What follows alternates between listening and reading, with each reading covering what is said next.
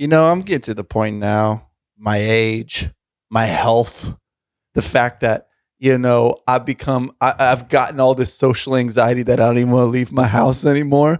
The thing is, like, I still want to smoke cigars at home, but I sure as shit do not want to leave my home. Yeah, well, you're perpetually sick, so there's a societal responsibility that you have as well. I just wish there was like some way for me to like buy cigars without having to think about it. I think I have the medicine for you. My cigar pack. Curated packs come straight to your door every single month. Is it 5-pack of cigars, specially handpicked for you. And you can also subscribe to the Factory Direct program and get cigars that you can't get anywhere else. Yeah, as long as it covers the Omicron variant, I'm good. I heard they show up in hazmat suits. Yeah.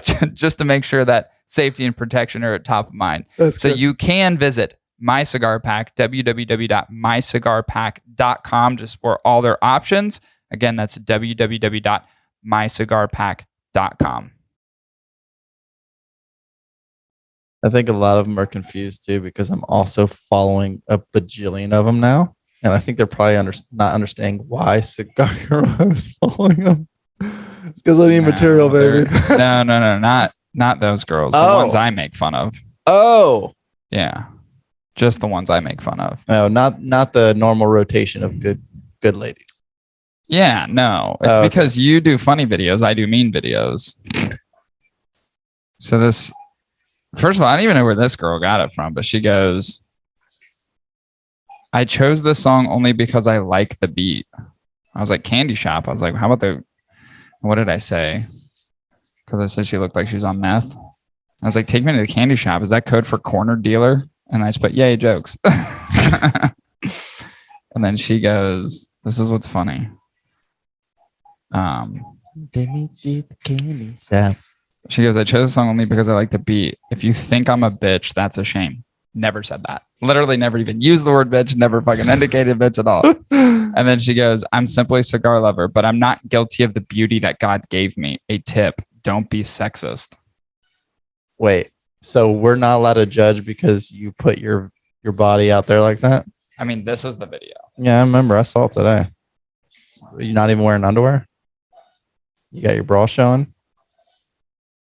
Don't be sexist for putting... But I'm going to sexualize everything I do. Yeah. Also, doesn't she... If you guys want to, listeners, you could probably piece together this one. This was recorded on a Thursday. So also, doesn't she look like a Dollar General Sandra Bullock? And see, the best part is the reaction that she gives only fuels the fire for me to do another one. Well, so she may be the first back-to-back. Well, I find it odd that the first inclination was as well, you're making fun of me because you think I'm a bitch. It's like, okay, and that's a huge presumption. Well, and also, again, literally, never said I thought you were a bitch. Yeah, I literally never said it. That's a huge presumption. Yeah, she's like, oh, if you think I'm a bitch, I don't think you're a bitch at all. You're actually probably pretty cool, but also gonna make fun of the video. And then to go down the route of, well, you're sexist, and I'm going to use what God gave me, is a very well, it's funny because it's like I'm gonna sexualize myself, but you don't be sexist. Don't judge me. Yeah, you don't judge me. What the fuck is this world coming to? Listen. So my comment back to her was like nothing addressing the sexist part, the sexist comment, because I'm like, I'm not even going to dignify a response for that at all. I just felt like you didn't read my disclaimer, because my disclaimer was like, oh, by the way, this is just me having fun. Like, this is all meant to be fun. Like, because I've had to say that because so many people are getting so upset. Like, some people are totally cool. They're like, that's fucking hilarious. And I've actually had other females go like, do mine next. What? But that's the other thing. But then there's others that just like, woof. You know you're onto something when a majority of the responses you get are comments that, unless you're in the know, you also think they're being assholes. Yeah.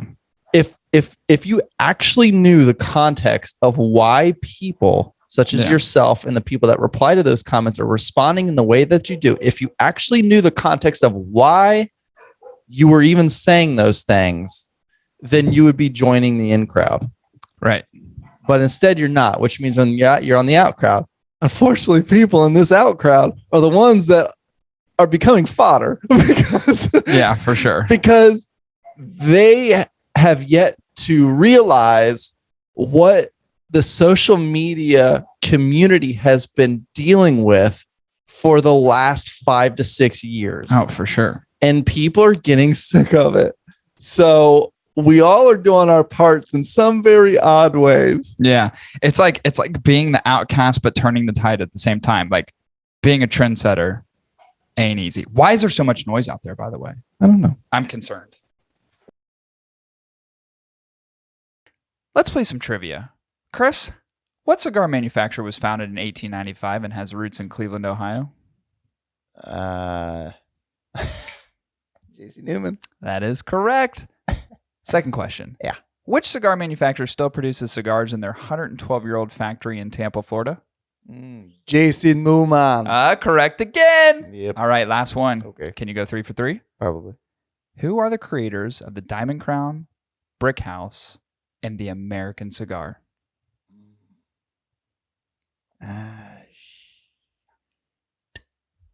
J.C. Newman. That is right. Gosh, you know what? They say you look dumb, but you're pretty smart. Trivia is my thing. I like it. To explore everything J.C. Newman has to offer and a chance to win a free Diamond Crown whiskey set, visit jcnewman.com/hot ticket. The whiskey set includes 2 Diamond Crown Whiskey Rocks glasses, whiskey rocks, and a set of tongs. All the hardware you need for a perfect drink. Again, enter a chance to win by visiting www.jcnewman.com/hot ticket. Am I inverted or must I turn? You don't have to. Wait, show us something that has text on it. Are you hold on. Show you something that has text on it? Yeah.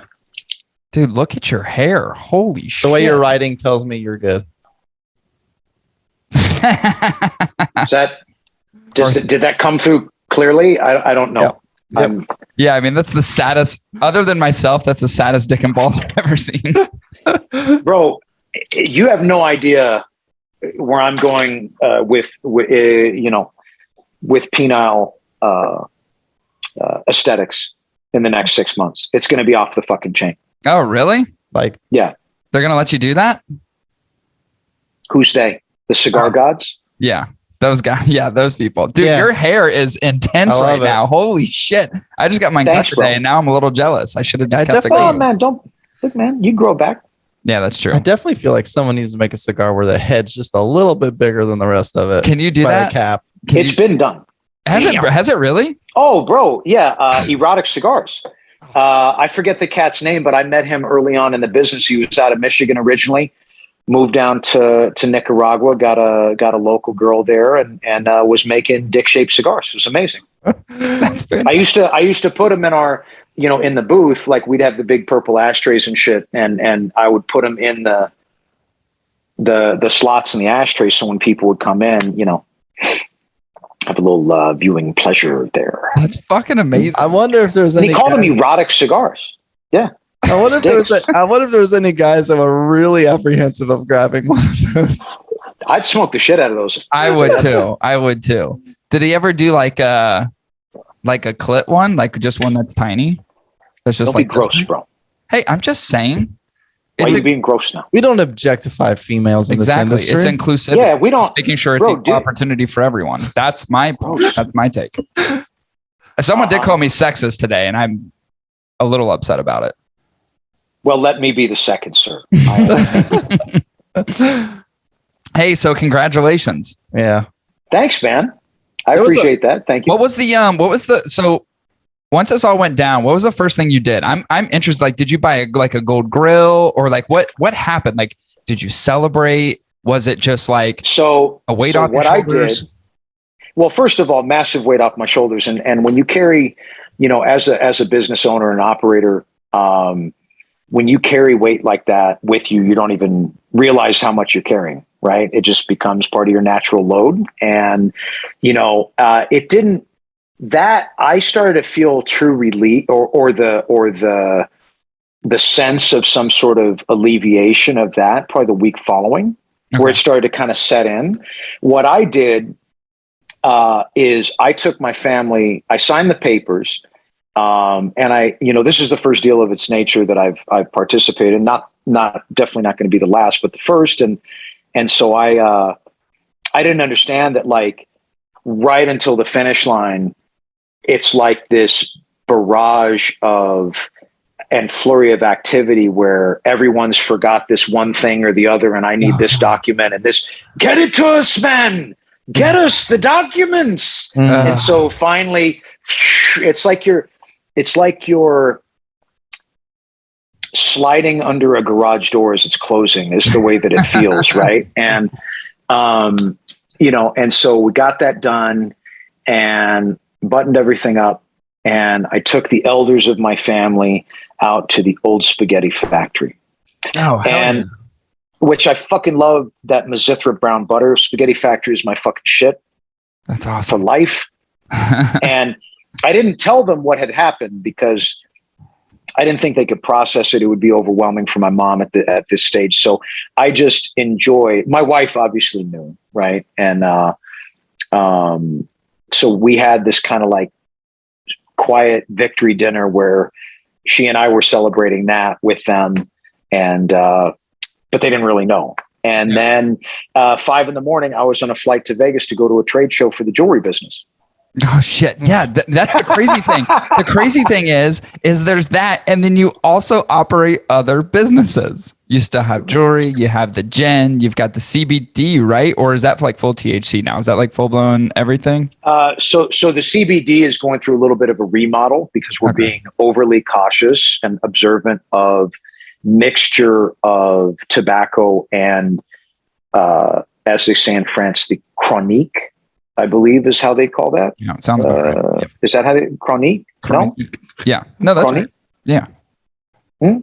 Yeah, I think that's right. That sounds right. It's fucking right as rain, man. So it's the French, dude, they are. Look, I got to be honest with you. I fucking love Paris. I think France is one of the most beautiful. I mean, if you've been there, only flown through the countryside. Countryside is gorgeous, man. Yeah, I've only beautiful. I've flown through it, but I've heard mixed feelings. I've heard mixed opinions about Paris itself. Like I know people have gone to Paris, like, yeah, I could leave it, never go back. And then for other people, it's like it's amazing. So I don't know. Oh, I fucking love it, bro. I mean, it's not what it used to be, and I think it's progressively more and more dangerous all the time.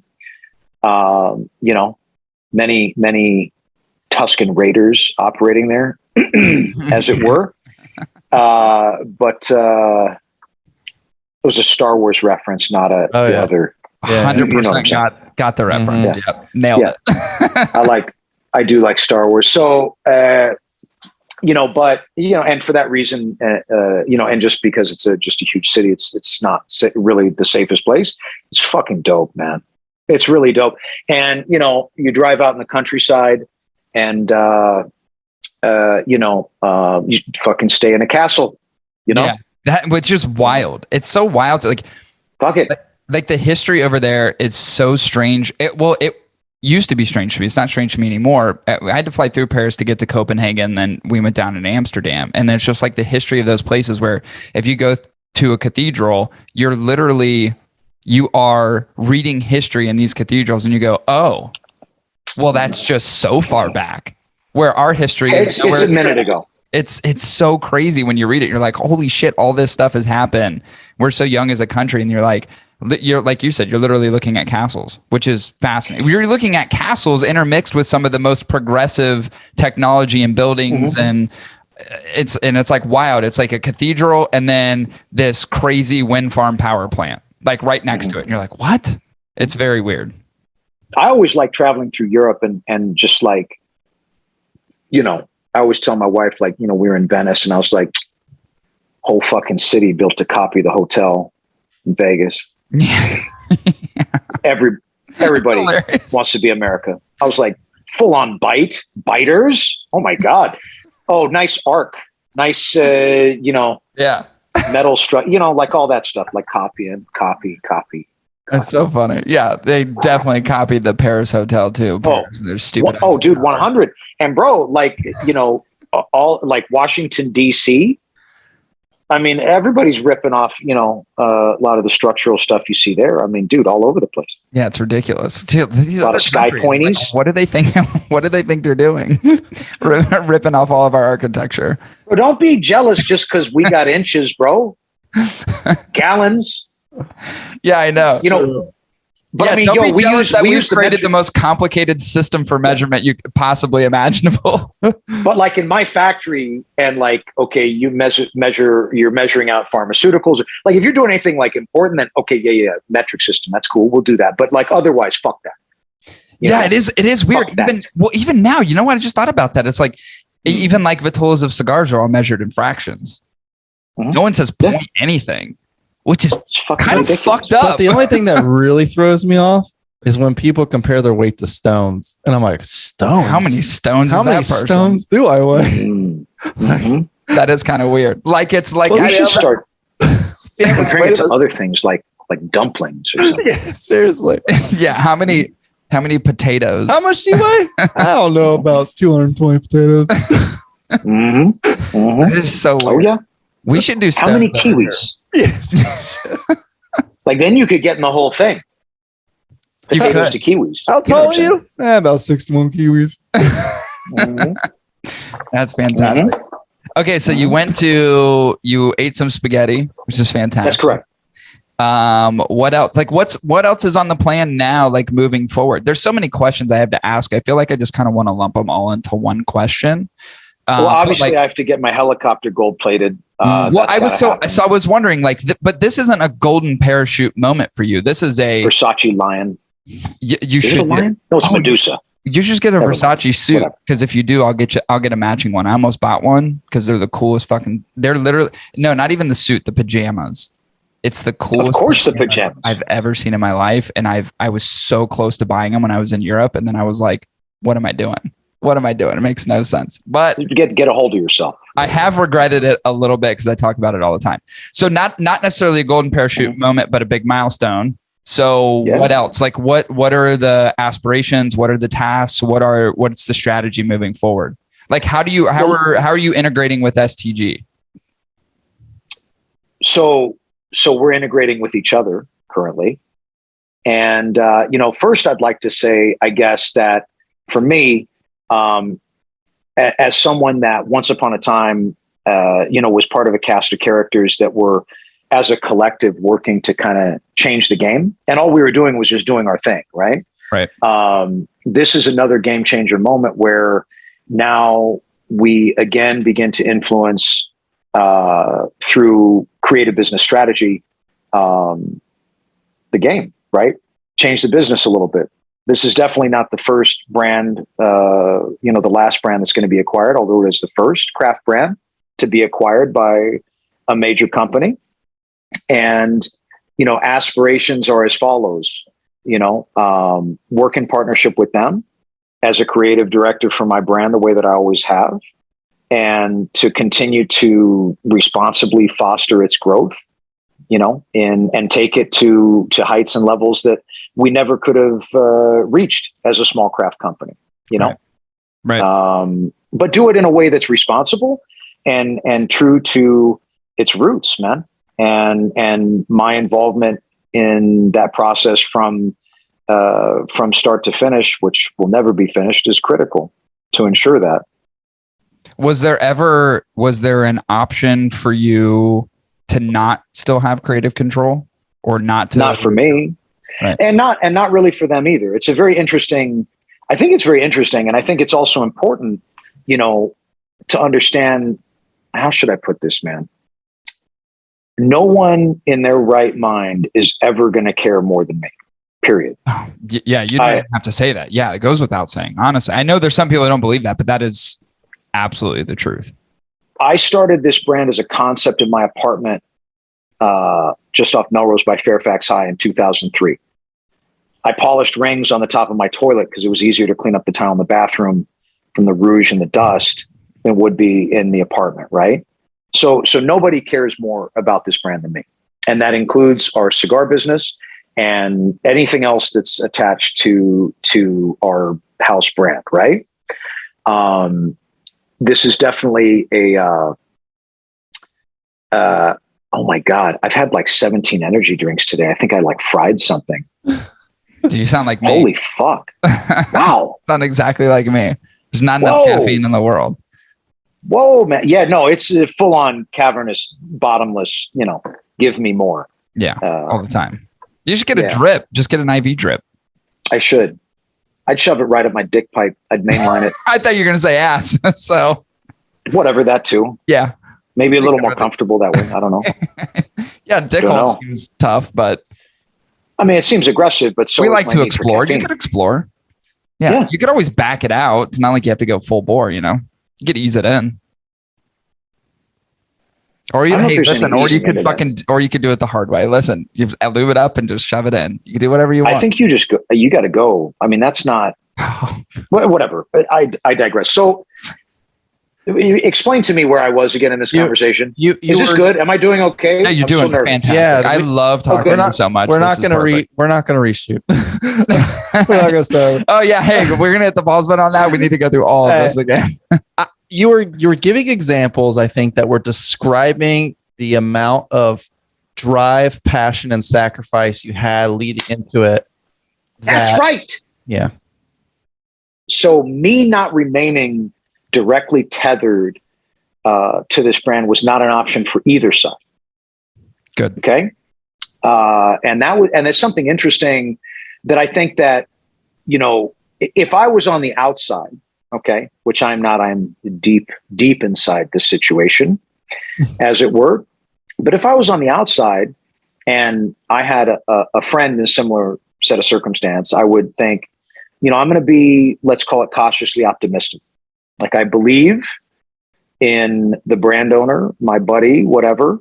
I understand that the direction they feel is solid for the business, but this entity that I care about, this brand, and that I've invested myself into, call me some level of brand loyalist, now for a moment, there's a question mark there. What have I dedicated myself to? What have I invested my time, my money, my bandwidth into, in terms of assigning some level of loyalty to this brand? Because now this big bad company is in the picture. What are they going to do? Right.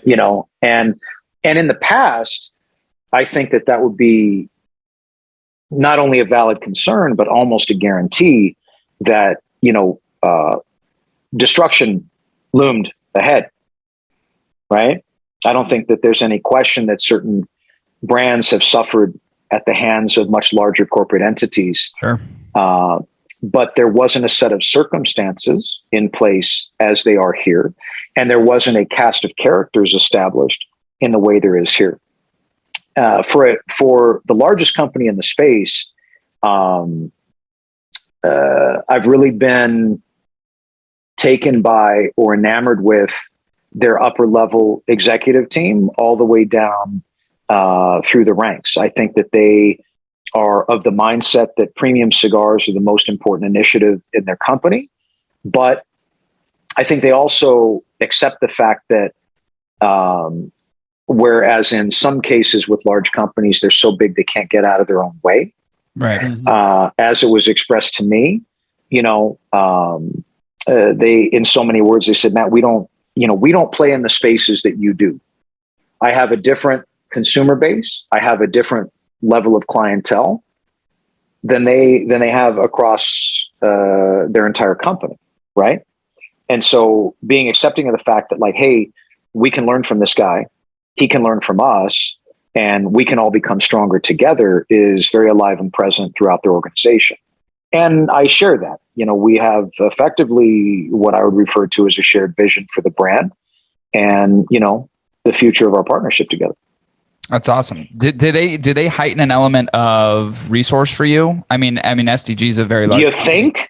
Well, you fucking think? I know from like a dollar perspective, but you've also fostered some great relationships within the industry across the board. I didn't know what kind of different elements they would bring to the table that you didn't have before. Obviously, it goes without saying that makes a massive difference being a part of a much larger organization that has accessibility to all these different things? Well, I'm definitely now folded into their organization, but I effectively am the special forces of their organization. It's beautiful, right? A smaller craft approach. Yeah. Do you remember? You watched Platoon? Mm-hmm. One of my favorite movies. Love that movie. Remember Elias when Charlie Sheen's like, "Yo, man, you want me to go with you?" And he's got that A1 joint with the little 20 rounder. Like, what the fuck are you going to do with that, anyways? Yep. And he's like, "No, man, I work better on my own." And he runs off into the jungle. That's you. Like, he's nimble. He's nimble.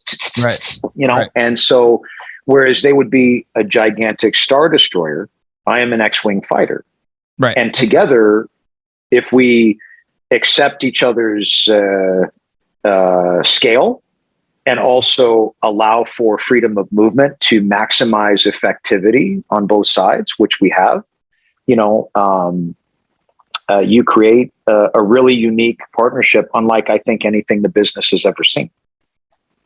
Yeah, I think to me it was super exciting when we got the news, and I see, like you were describing earlier, there is, if not formulated correctly, could be detrimental to a brand. Disastrous.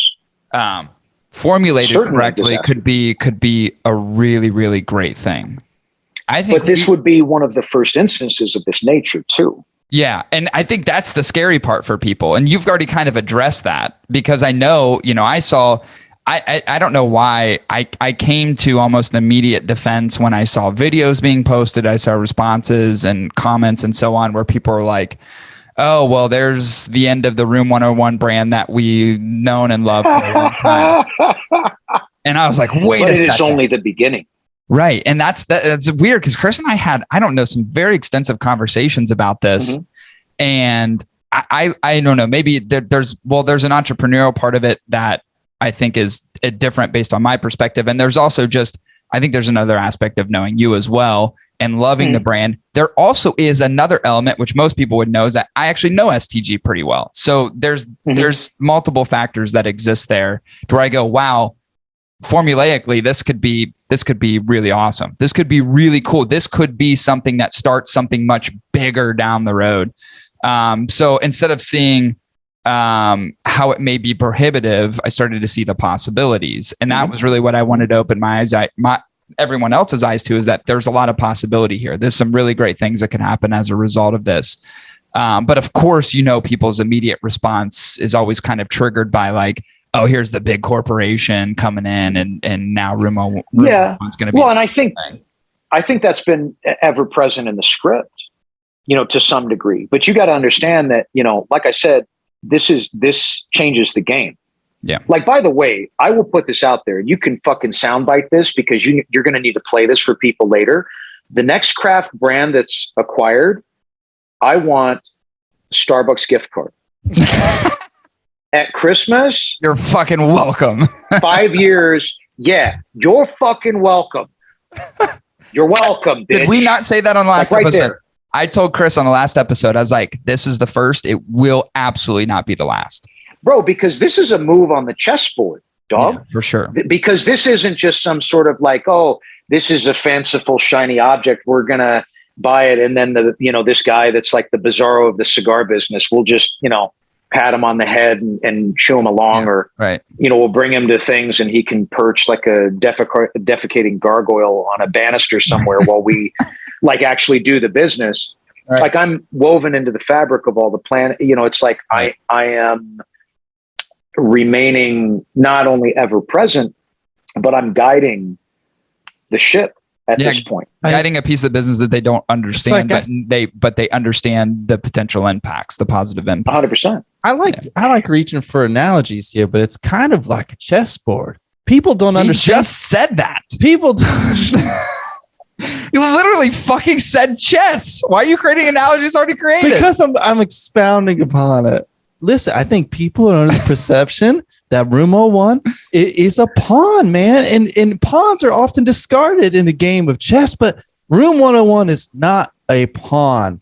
It is a bishop or a knight or a rook. Do you see what I'm saying? And those are precious pieces that you want to see flourish and succeed and take out the enemy. Do you see what I'm saying? That's an interesting take. I see what you're saying. I have witnessed your words. I like how he's like, I'm going to create an analogy around chess. Literally 2 sentences previous to that, he's talking about chess. God damn it. Look, man, the difference is other companies see this move. And by the way, let me back up for a second. One of the first things that I did, actually the first thing that I did following the announcement, is I was live in Herps and Hangouts with all core smoke clubs that support our brand. Yeah, that were available. I have several more scheduled that were too cool for me in the immediate, right? Which I get it. They're fancy. They got things to do. Fucking asshole. Whatever. No, but I have scheduled with the rest of them, and genuinely, the point was to be available and present in the way that I have for them all along, to tell them, like, look, man, these are the reasons why we made this move. This is what you can expect from this. And if you are on the fence and apprehensive, I'm first going to tell you what the fuck I'm going to do. And then you can just sit back and watch for the next 3 months as my words become reality, as my words become action in market. And then you can understand that this is very much for real, for realsies. And, and that, I believe, was well received. And I mean, those people cared enough to show up and listen. And I have been present in and throughout those groups for some time now, so I wanted them and anyone else that was interested or gave a fuck enough to listen. I wanted them to hear it from me personally. This is the intent. This is why this was done. And this is where we're going, which, quite frankly, this is the best thing that could have possibly happened to our cigar business at this stage of the game. And where we're going is only further down the path of what is authentic to our core brand's philosophy, only bigger, badder, possibly sexier. If it's even possible, I don't know. It's tough. We are the most sexual brand in the business, obviously. I mean, you were literally giving condoms away with your last batch of cigars. So it's suggestive. Sexual. Well, it's sexual, but protective. And I admire that. You don't want to get pregnant from a cigar. You know how many people took one of those and laughed and said, they were like, I don't even use these, yeah. But I'll take one. It's like, what is up with this savage amount of like bareback villains in this business, by the way? I don't know. We're not all dead. Maybe you can use them like if you want to share a cigar so you don't pass them to the other person. So you just put it on the head. Bro. Smoke through the head. Oh yeah, there's no way that latex powdery whatever. There's no way that tastes good on the tongue. Woof. I mean, some cigars probably make them taste better, but I mean, that's fair. That's fair. That's definitely true.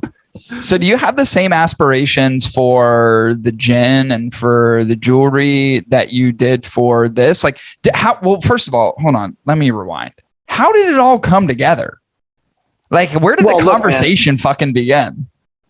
There has been an ongoing flirtation between our entities for some time, Interesting. And I had been contracted to do some design work for them. Oh, cool. Which you will see the light of day, or you'll see these projects daylighted very soon. I think I know what you're talking about, and I'm not supposed to talk about it. So shut your pretty little mouth. Yeah. Well, I'm under NDA not to say anything, so I don't have a fucking choice, but I think I know what you're talking about. Well, look, man, but I mean, it was a byproduct of this, process of working together where, Matt Booth, the designer and product director, was able to express to them repeatedly via action and performance that Matt Booth is more than just a big butt and a smile. You got a can on you, Matt? Oh yeah, I have full donkey. Like my hindquarters are significant. Dude, Chris does too. I don't know what it is. Nice. Weird. Yeah. If you guys were coming to the show, yeah. I know. I'm not going to be there. I'm sorry. Traveling for work every year. Same thing. I feel bad. Is the show? Are you going to be standalone Room 101 or is it part of SCP this year? No, man. They don't take a booth at the show. Oh, they don't. I have my own space, nice. Reserved there. Champagne room in the back. You're going to miss out, bro. What? Are you fucking serious? Oh, yeah. I had my booth built with a champagne room and shit, with a pole and everything. Oh my God, that's awesome. I know want what? People to enjoy themselves. I'd be your girl the whole time if you wanted me to be. So this is actually quite funny because we were actually going to get girls to dance for like our top customers. Mm-hmm. And then I got with one of the guys in the business out there. Wait. Top customers? We got some girls for our highest paying clients. Yeah. Thanks for the order. Get in there, Sparky. Oh, Jesus. But, and this was honestly inspired by the blowjob booths that they had in the fashion business in the 80s, because they had little rooms in the back for their like department store buyers and shit like that. Fantastic. Back when, men were men. When times all that were shit. Great, huh? When everything was just great. Fucking smoke cigarettes at Denny's and shit, fucking. Everything was right in the world. Go ham. So, but I liaised, as it were, with a gentleman in that particular industry. And I was informed that Vegas, obviously being a treacherous place in many regards and a succubus of everyone's money in any way, shape, or form that it can, he informed me that based on some labor laws in Vegas, that this would potentially get your boy jammed up. And I said, well, then fuck the chicks, man. I'll just have my customers twerk on each other in there, and it'll even be more delightful and free. So, it's going to be a den of, let's call it the Ultra Lounge, the Lounge of Ultra Enjoyment. That's going to be fantastic. Maybe there is a legal loophole. You just have the dancers buy a cigar from you. It's like, well, they're customers. They can do whatever they want. Dance for free. Fuck that. I'll have dudes do it. It's more our style anyways. You know what I'm saying? Yeah, that works. Kevin Shahan will be in there in one of those Borat onesie deals. Fucking. Oh, is he going? Yeah. Is he going to the show? I think he is. Yeah, I think he is. I feel like he's got to be there. He's got to be present. He rocks your hats pretty well too. So yeah. He has a phenomenal cranium that is covered beautifully by those fine snapbacks. Yeah, he's got a good head on him. Those hats always seem to fit him. Those kind of hats, those style hats, like the flat brim ones, they just did not fit my head well. I don't like one of those. Like when you have an elongated head and the hat stretches out, not in a round way, but in a long way. But in that, I get it. That's kind of like my head. And plus the hair doesn't beaky. Yeah, hair. Kevin's bald as shit, but Matt, so you got a lot of hair. It changes the game. Changes the whole hat game completely. Mm-hmm.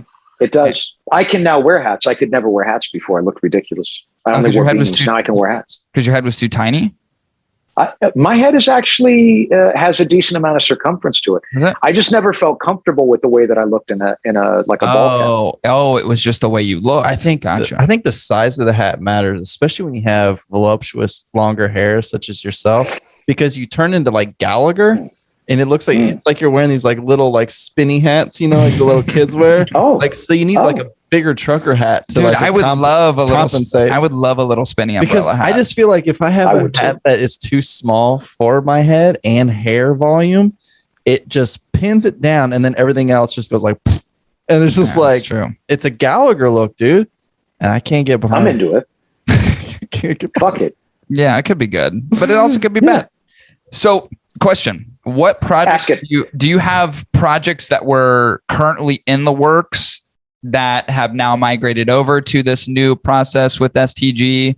Like, what can we expect? Is there something you can tease for PCA? And then what does the future look like in terms of like, I know you said you have a lot, obviously creative control exists, accessibility to certain things has probably been expanded quite significantly. So what does the vision look like? The vision looks like what I had always intended for the brand in terms of its growth and expansion. Projects, obviously existing projects and forthcoming projects that have been slated into our existing manufacturing partners will remain there, and we'll expand those series within the walls of those factories. I have 2 new projects that we're going to daylight at the show coming out of Hoya this fall, which are extensions, Nicaraguan-based extensions to existing sub-brands in our line. Obviously, 13th anniversary, the Stinky Pinky coming out of AJ's. I was going to ask you about that, the Annie. Okay, cool. Nice. Yeah. And then, in terms of what's to come is just, is more of that, so many times, and I think that anyone in the business could relate. There are certain things that you either don't get around to or have to push to the following year because of, you could run down the list of a myriad of reasons, right? And now we'll be able to kind of solidify an annual quarterly schedule that I can drive, I can drive myself but not have to worry about, calling up the band manufacturer to scream at them because I just received my gigantic order of bands and 30% of them are fucking unusable, or whatever fucking thing you have to worry about shouldering as a small business owner. And that's like the filthy shit that we were talking about on the last episode, the filthy shit that no one ever sees that you have to fucking clean up constantly. Yeah. And look, this situation, like I am gleeful when I think about what I no longer have to shoulder personally. Sure. And how much more of myself I can dedicate to doing what I do better than the majority of folks in the game.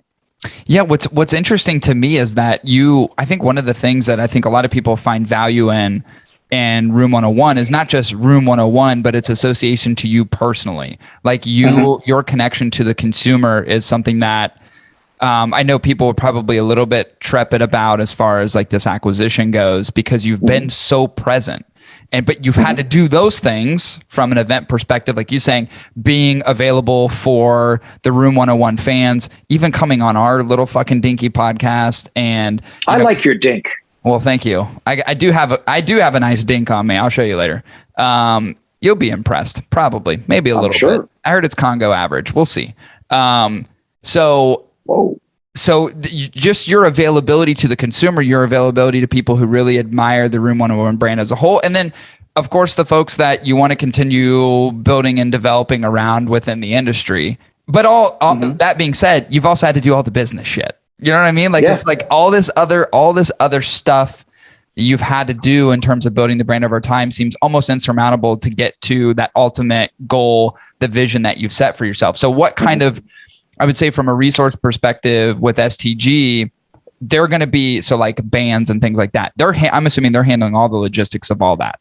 Yeah. Obviously I'm going to check in to make sure that I'm on top of everything, but like there are people assigned as full-time managers of specific aspects of the business. Whereas like as a small business owner, you effectively do you're everything. If you were going to relate it to their company, you're doing the job of like 20 people. Right. Holy shillelagh. And now and by the way, now I have an army of heads in the streets speaking my name and my brand's name every day. So getting into all the little nooks and crannies of distribution look, man, I'm one person and a great deal of my customer service and support was provided by me. You know, because, and by the way, I feel if somebody's going to invest in me wholeheartedly, I'm really not wired to be able to not reciprocate. Right. Because I feel like that's what's correct and just, right. And I've built some really, I'd say really impressive business with the brand with select accounts because we work very well together. Yeah, of course. But there's only one of me and there's only so much I can do. So where, I'm 10 times stronger than any other craft brand indoor ABC, we're not present in some of these other territories, right? Right. But I had to triage in terms of like, okay, every territory is like its own animal, right? It's like its own organism. It is. Some more problematic and needy than others. Which is really weird. Like the regionality in the United States for cigars still to this day dumbfounds me. It's wild, right? It's fucking weird how I'm so used to hearing names and seeing their presence in certain places. And then I'll go to another place and I go, hey, do you have so-and-so? And they're like, who the fuck is that? You're like, yeah, they in the business? What? Like, do you do this for a fucking living? Like, well, what do you mean? Who are they? Well, that's what's crazy too. Like, you ever heard of the internet? It's crazy. It's like, I know. This thing, Al Gore made it. You could see cigars on it. It's wild. Fucking research in general. Do you subscribe to any fucking news to understand what brands are available? Like, your whole job is to be a tobacconist and you don't know who the fuck X is. Like, how is that even possible? But those pockets exist. And I hate to admit, they exist a lot in the Midwest. And that's where I'm from. Everywhere. It's so crazy to me. I'm like, how do you? But I mean, your job. your job evangelizing your brand is never done, man. I mean, I remember because certain things burn themselves into my mind. I was at my boy Phil's place Uptown in Chicago, and we were doing a little like pop-up deal. This was a couple years ago. And, guys came in and they said, hey, this is interesting. Tell me about this. I've never heard of your brand. And I was like, it's good to know that, the last 12 years of my life have really meant something. Like my investment has paid off in brand fucking awareness. Oh, and also 8 years being distributed by one of the largest companies in the world. That helped. Fucking crazy. Yeah, great. So my point is like, no matter how much you do, it's never enough. Yeah. Right. And so now I have been unencumbered by a great deal of the back end weight, so I can be even more present frontally than I have been in the past, and direct my projects more effectively and manage the other facets of our branded business. Which I think is fantastic. Like, I mean, just that effort and focus and intentionality into certain things, like putting your all into these things that are really going to help expand Room 101 Cigars beyond what it was before is great. And now you have a myriad of people who are going to help you do that. Like, that's fantastic. It's so, like, to have a team is a beautiful thing. It's beautiful having everyone row the boat in the same direction, and then you get to lead the charge. Like, I think that's part of where I was excited about hearing the news, where maybe others were like, what the fuck's going on? I was like, oh, now it's all this resource available. It's the direction. It's the vision. Now it's on. Like, now we move to this thing, and we get to realize the possibilities of what Room 101 Cigars could be.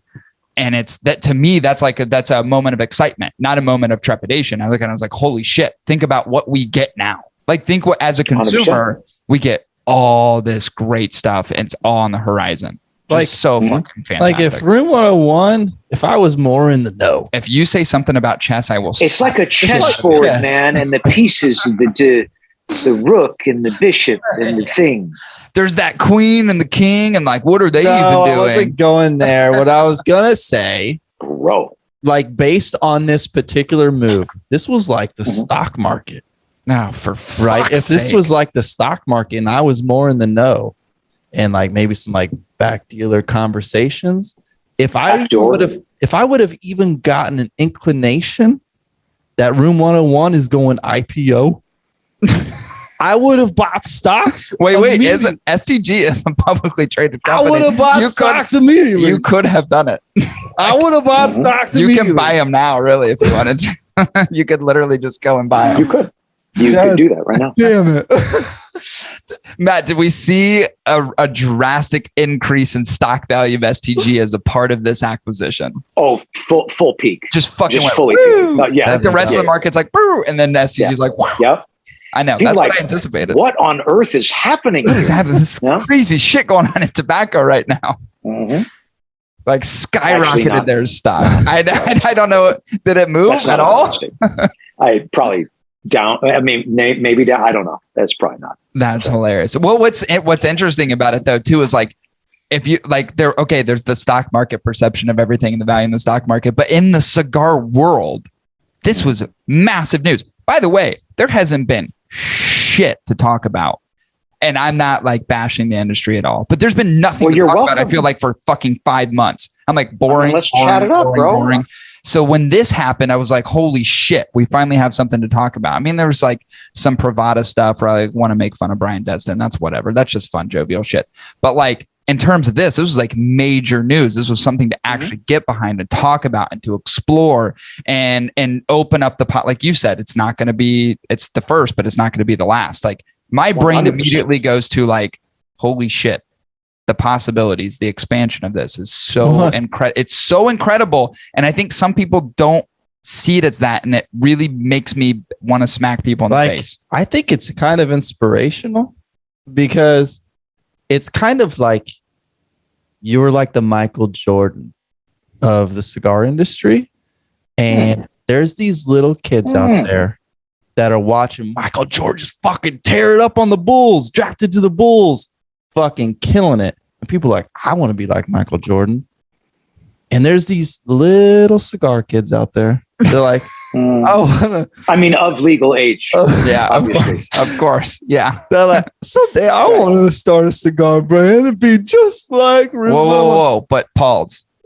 I remember a distinct conversation we had with Matt a few years back where I said, what would you say to someone who wanted to start their own brand? And you said, don't fucking do it. You're like, absolutely do not fucking do it. Well, let's be honest, because Michael Jordan doesn't want competition. Michael Jordan's 90 years old. Michael Jordan will stay on top, man.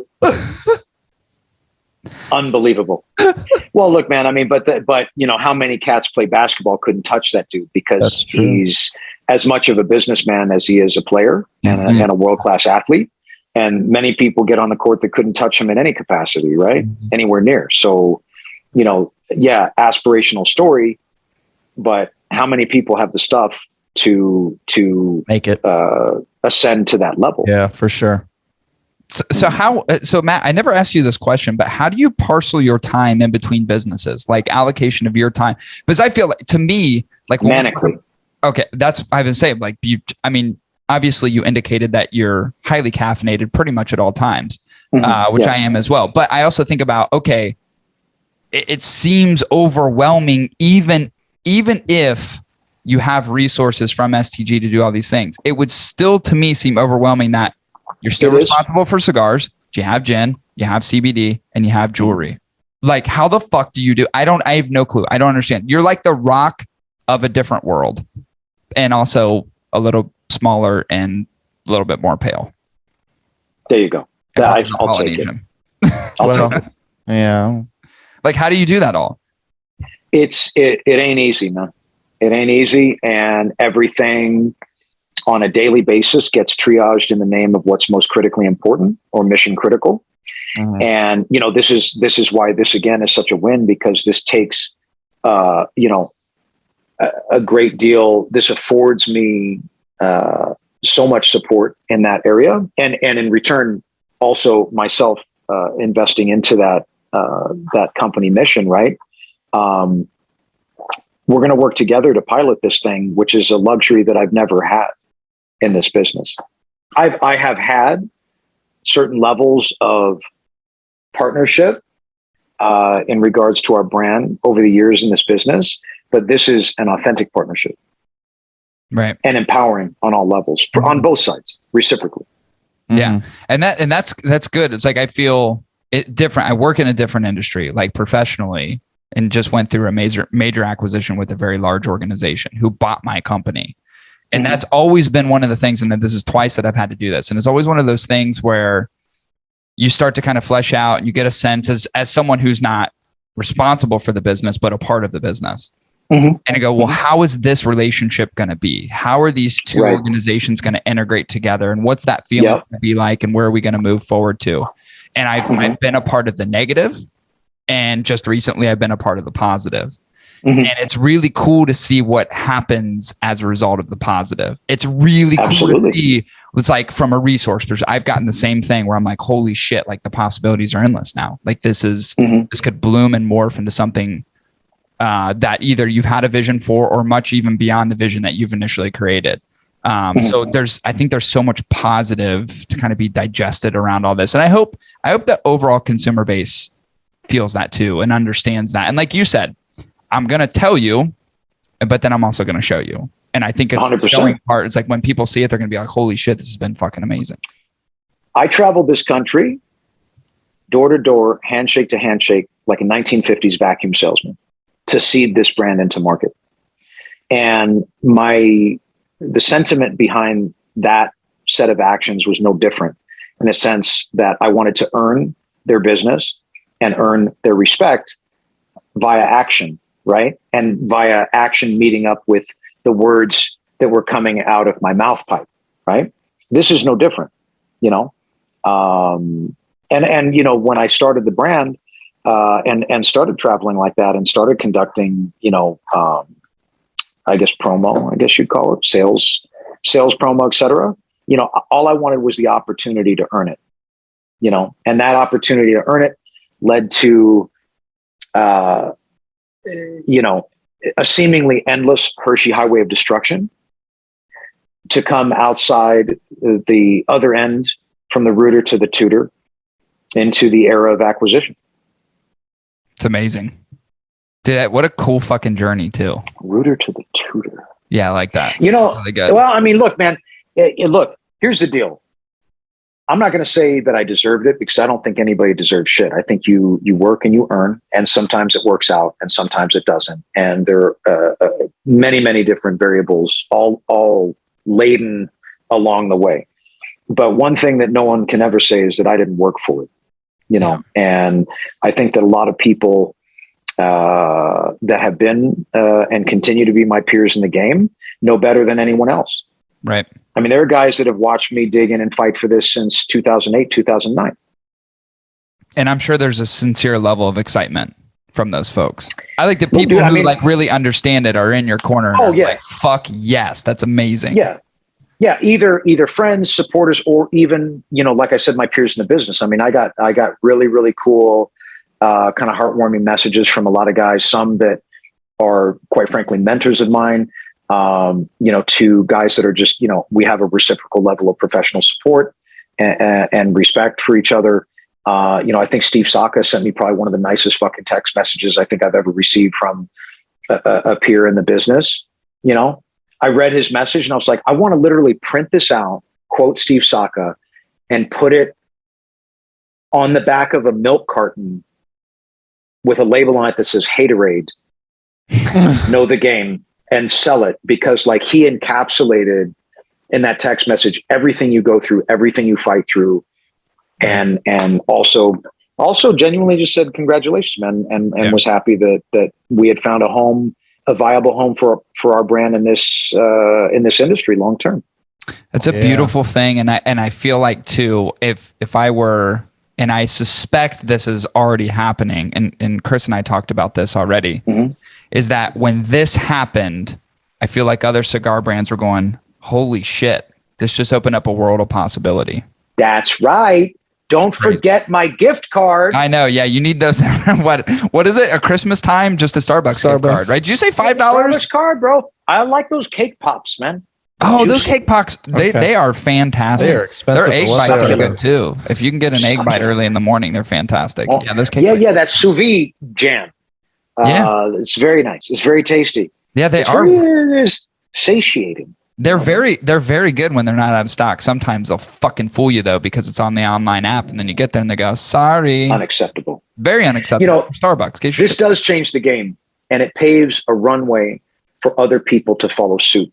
And I think that in the next 3 to 6 months, as like I said before, my actions line up with my verbal dribble here, and other people, larger scale competitors of STG see proof of concept slaying in market. Talked about this. Yep. They will try to go out and create a similar situation. But by the time they get somebody on the starting blocks, I'm going to be 2 years down the fucking strip. So you're already going to be down the road. And they've done it with such an amazing brand. Like, that's the crazy, like, it's just like, it's perfection. It's perfection, which is fantastic. I don't know that I could have scripted it any better, man. Honestly, like it's the best home for us.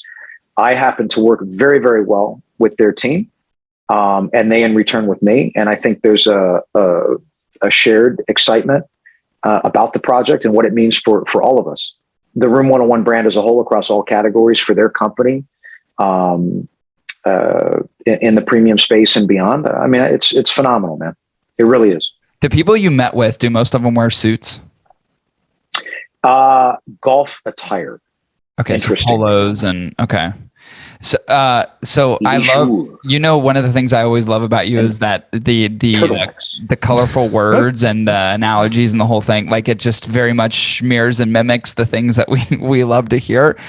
Have you been able to comfortably use some of those things with the higher ups at S?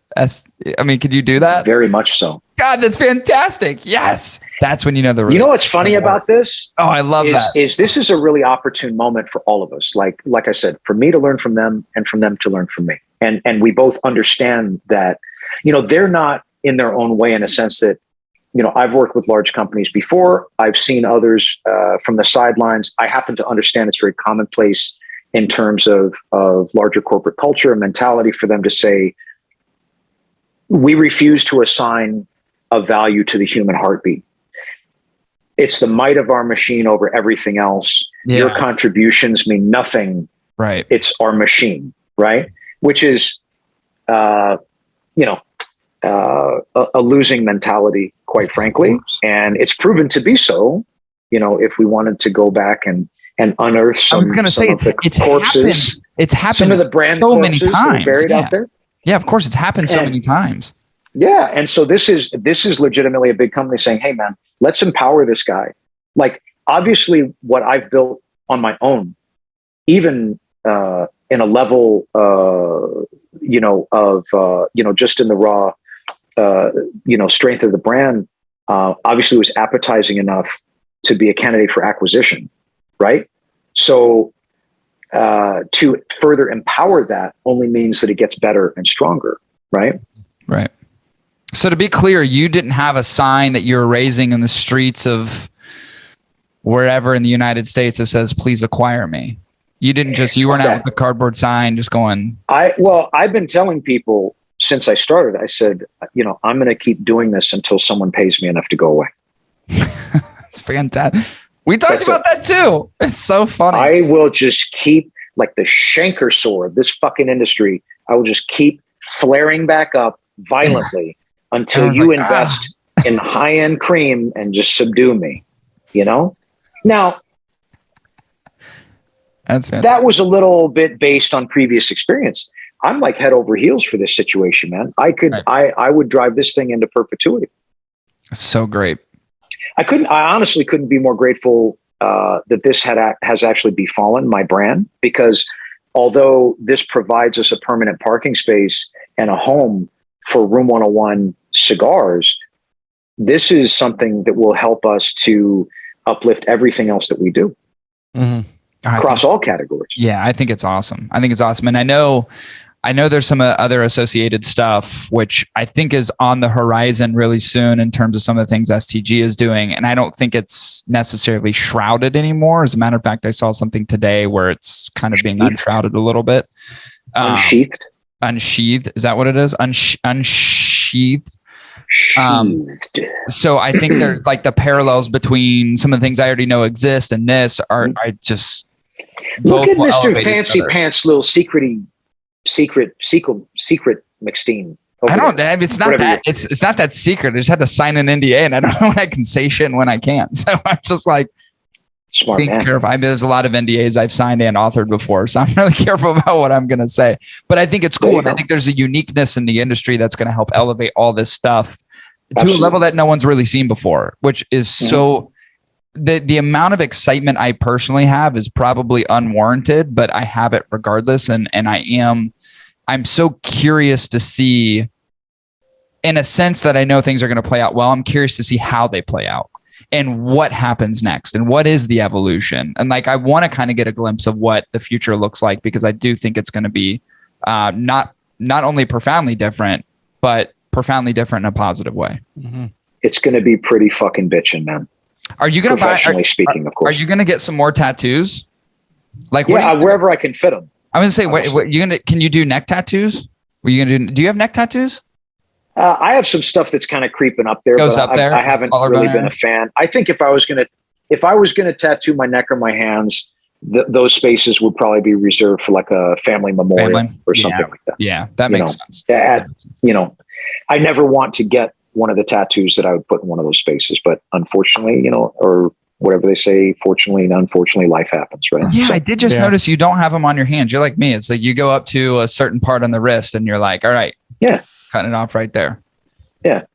But you're not necessarily against it. It's just it's a smart. I'm not against it, but that's a different, I mean, dude, I as lame as it sounds, I come from a different generation of tattoo culture, man. I mean, you didn't put a tattoo on your neck or your hand until the rest of your entire body was covered.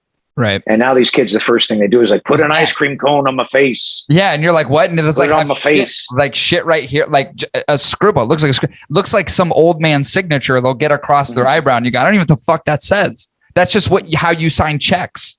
Like what if it was on their butt cheeks, it would be Matt Booth, because I've been making a habit of doing that. at my events. But not the face. I will only the booty meat. I actually talked about, because the last podcast we were on was everyone was doing the tattoo stuff. And I was like, God, I need to get the Room 101 logo. So I assume that logo remains, right? Like okay. I just make sure, because if I'm going to fucking tattoo of it, it better be around, because I don't want something on my ass that just disappears from the ether. I want to make sure. I will sign it though.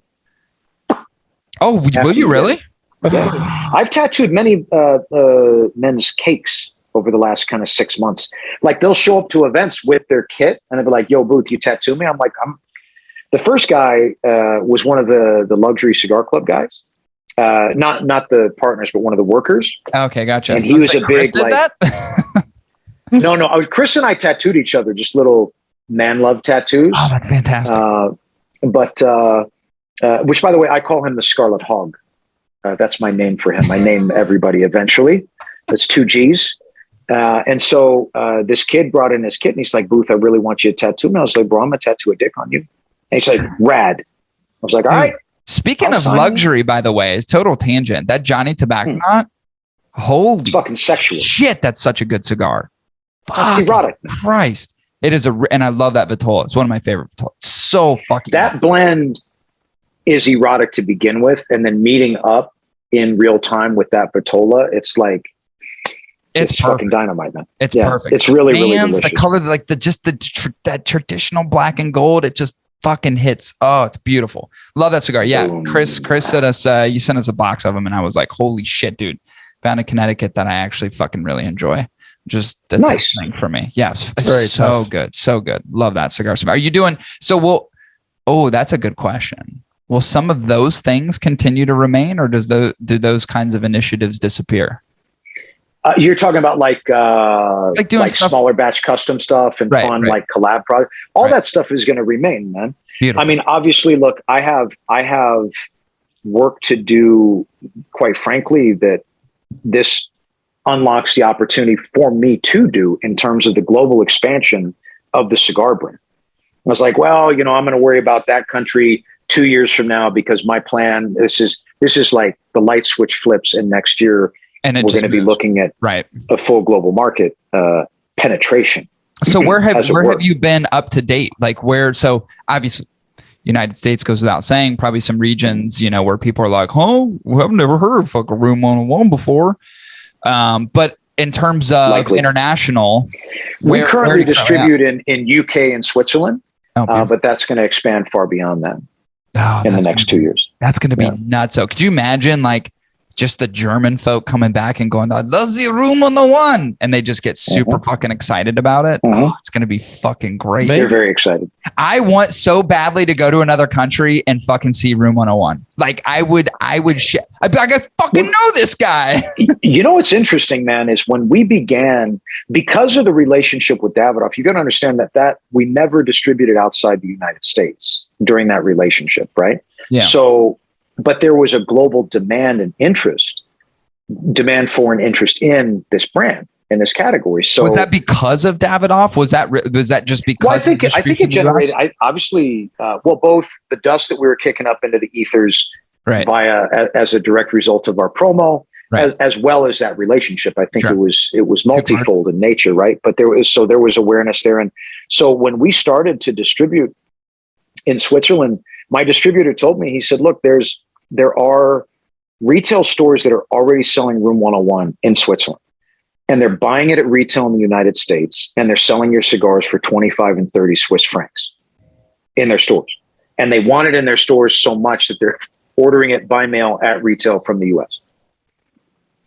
So our products have been sold all around the world via gray market, right? But now it's going to be a directly led exercise. Right. Yeah. Oh my God. That's going to be so fucking cool. Maybe it's going to be so, I cannot wait to travel overseas and see Room 101 sitting in just these classy ass, cool fucking maybe universe. For every continent, you change the room number. So maybe it's Room 102 in Europe and maybe Room 103 in Asia. Do you see what I'm saying? Yeah. I do. I see exactly what you're saying. I see exactly what you're saying. Chris is now signing on to creative director for yes. 101 Brands. That's the next. He's had a real clever idea of changing the number by one for each country. Sign him up. He's on board. Get him a salary, get him a desk. He's ready to go. Chris has to be at the corporate location though. You can't have him be on his own. He's got too much. No, he can't.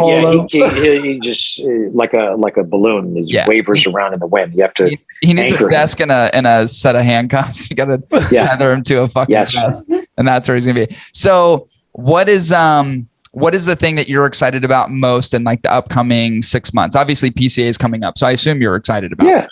Tremendously. Right. This weekend, actually, tomorrow morning, I fly to San Antonio to celebrate Club Humidor's 25th anniversary with them. Oh, beautiful. We have a custom Room 101 product that we're going to be showcasing there. Then that folds into show, which I'm obviously super fucking excited to see everybody from the business, as well as, I'm sure there's going to be a lot more press opportunities and the opportunity to speak on this and kind of continue to beat the Room 101 drum in that way. And then that's going to fold directly into a lot of time in market. I want what I've done virtually with these groups and via phone. I want to get in front of folks and let them hear it from me. It's critically important to me. That's beautiful. Which media outlet is the most boring to you?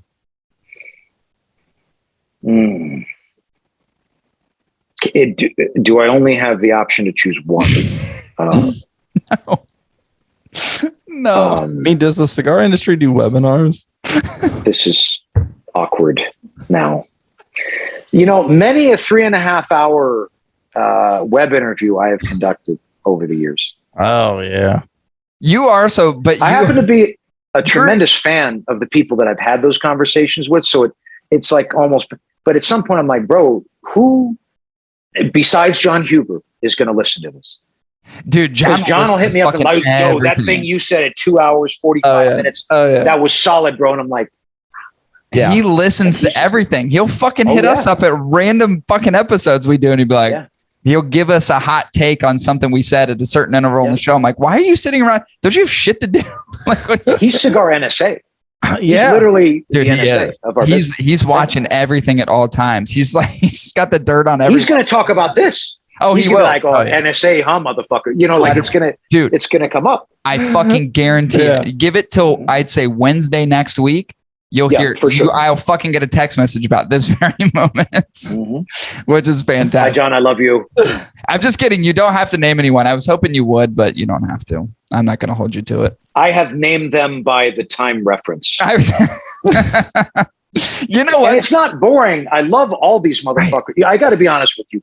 Anyone that gives a fuck enough to want to hear what the fuck I've got to say is all part of the bigger picture that, if people didn't care, I'd be out of business.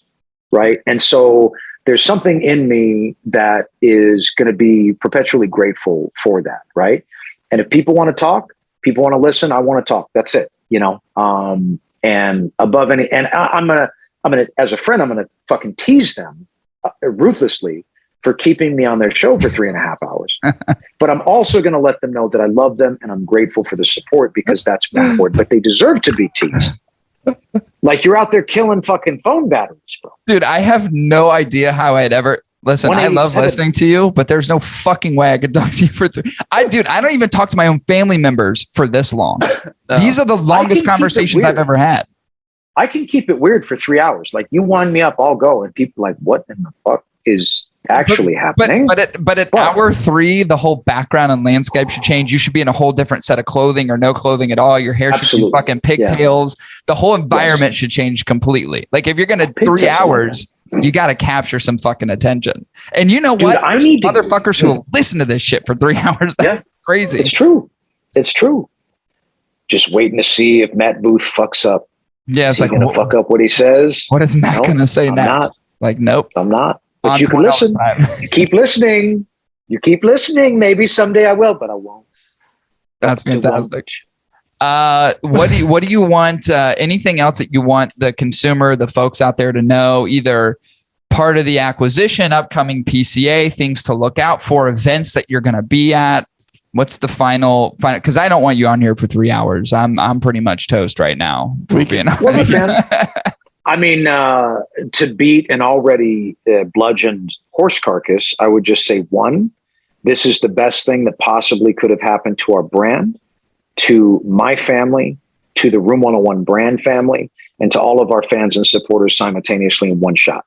And I think that, you will see in the very near future that there are going to be some really phenomenal things on the horizon for us. And I think that the pathway will become very, and in a very quick style fashion, very clear, very quickly. Right. So I'm just looking forward to continuing to build the brand in the spirit of the most erotically dedicated partnership ever known in the cigar universe with my newfound partners. Is that how you positioned it to them?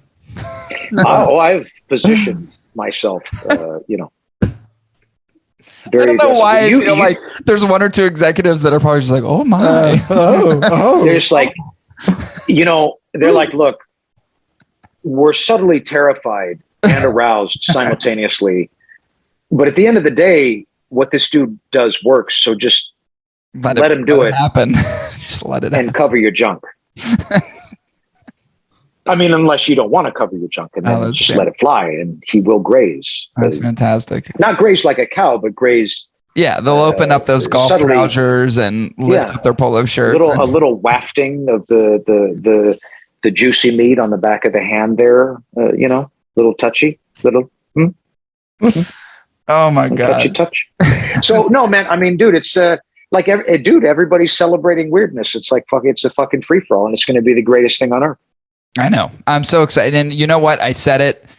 I'm very, proud of what you were able to do, because I think people will understand soon how big of an impact this is going to have. So there's a huge proud thing. And Chris and I, again, we talked about this extensively. And it's really cool to see a friend, as someone that we know in the industry, like develop this thing to another level that we really have never seen. And that's so cool. It's like, I feel like a lot of people want to be the pioneers, but there's only so many pioneers. It's really 100%. Cool to see someone that we talk to is like pioneering this whole new pathway. It's freaking cool. It's so cool to see. So for me, thank you, man. For Chris, just to express to you how cool it is to see this. And I am so again, being meaningful cigar news, but not only like what's happening in the moment, but just keeping our eye and keeping our focus on what's going to happen in the future. The whole aspect of saying, I'm going to show you what I'm going to do excites me to no end. I think it's so freaking cool. So very proud. It's awesome. Congratulations. I think it's a wonderful thing. Thanks, man. I really appreciate that. I think what we could do now to make it 3 hours, we can literally just take every bit that has been said to this point and then play it on loop within the same audio. So it's like that Ferris Bueller moment where he just like records himself snoring and sleeping, so his parents think he's still in the bedroom. And we just let it go, and people will get 3 hours of content. Yeah, that's true. Room 102. Coming at you. Deep inside. Room 102. That's right. Dude, that would... You know what? Never mind. I'm going to leave that there. The creative energy, it'll flow eventually with the different room iterations. Matt, has been an absolute pleasure. Thank you for spending time with us again. I always say this, you're one of our favorite people to talk to. Like, hands down, it's not even close. We'll probably also be listening to this and go, what the fuck? But yeah. I mean, he's also a fave. I mean, how could he not be? You're like such a fave. You're our Michael Jordan, and he's like our Larry Bird. Amazing. Room 103. That's fantastic. Beautiful, Matt. Listen, we're not going to take up 3 hours of your time. Thanks for talking to us. We appreciate it greatly. Thank you for the insight, for everything. Best of luck. We're going to be keeping a lookout. And for the consumers that are out there, good shit is about to happen. Yes. I appreciate you guys having me on, man. Thanks for the time. I'll see you out there. See you, my friend. See ya. Bye, bud.